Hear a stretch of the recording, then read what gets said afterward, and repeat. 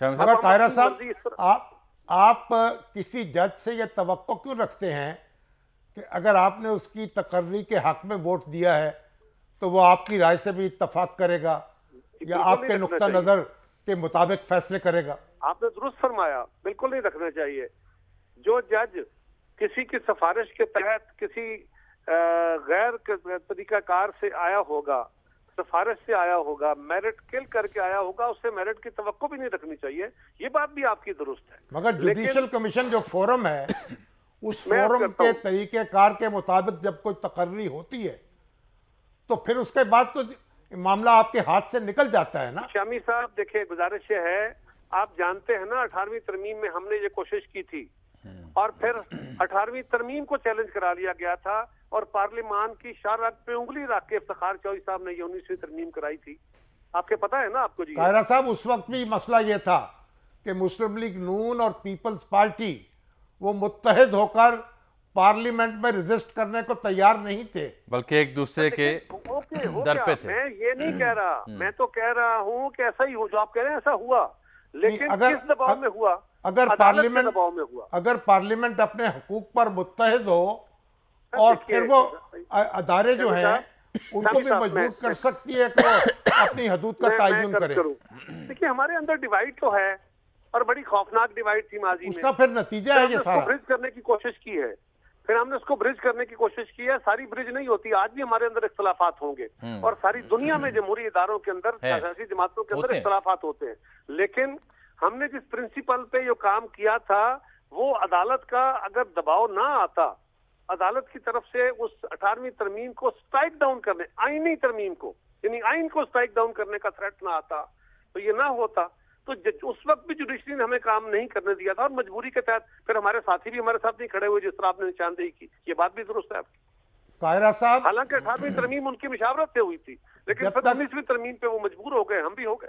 जब तक सियासी लीडरशिप जो है वो यक आवाज नहीं होगी, बुनियादी मामलात के बारे में एक दूसरे के साथ खड़ी नहीं होगी, उस वक्त तक तो ये सारे तजावुजात होते रहेंगे।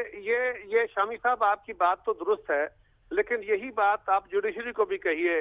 सियासी लोगों के तो लोगों की राय अमा को सामने रखते हुए ये राय अमा हमार करने के लिए लोग इस तरह के फैसले करते हैं ना, कमजोर फैसले भी कर जाते हैं।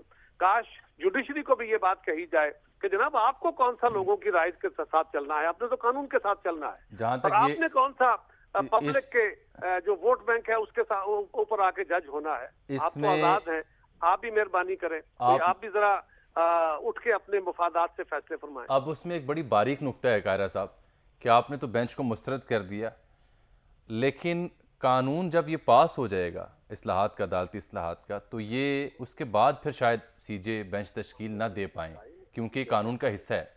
यही शेख, मैं अर्ज कर रहा हूँ कि कानून जब पास हो जाएगा अदालती इस्लाहात का, तो उसके बाद सीजे फिर इस तरह से बेंच तश्कील नहीं दे पाएंगे जिस तरह से उन्होंने अब दिया है 8 रुकनी। तो उन्होंने कानून पास होने से पहले एक एतराज़, एक कानूनी नुक्ता ये उठाया जा रहा है कि बेंच तश्कील दे दिया, एक समाअत भी हो गई, गैर मुअय्यना मुद्दत तक मुलतवी, यानी यहाँ जान फंसी रहेगी सरकार की, ये बेंच के तश्कील पा चुका है।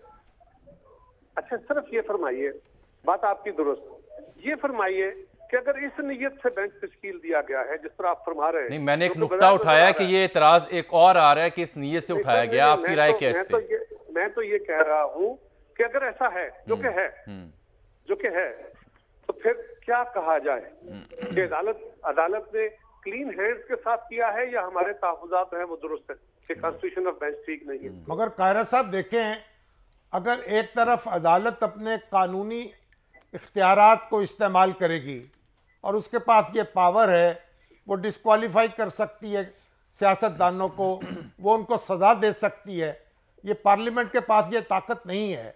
और अगर फरीकैन एक दूसरे के साथ इस तरह खड़े रहेंगे और अदालत जो है वो अपने इख्तियारात इस्तेमाल करते हुए मामलात को आगे की तरफ ले जाएगी, तो फिर तो रियासत जो है उसकी चूल्हें हिल जाएंगी। सर, चूल्हें तो हिली हुई हैं, हिल चुकी, ये बात आपकी दुरुस्त है, ये बिल्कुल आप दुरुस्त फरमा रहे हैं, लेकिन क्या ये सारा कुछ सियासतदानों के जिम्मे है या जुडिशरी ने भी कुछ सोचना है?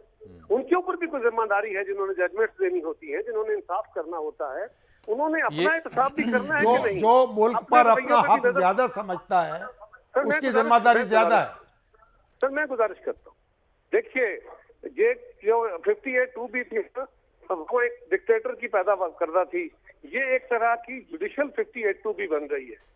शामी साहब, हमें बिल्कुल जजेस का एहतराम है और सियासी और जमहूरी निज़ाम में एक इंडिपेंडेंट जुडिशरी के बगैर सियासी निज़ाम नहीं चल सकता, लेकिन जिन्होंने बाकी सबको दर्ज देना है उन्हें अपने अंदर भी कुछ चीजें ठीक करने की जरूरत है।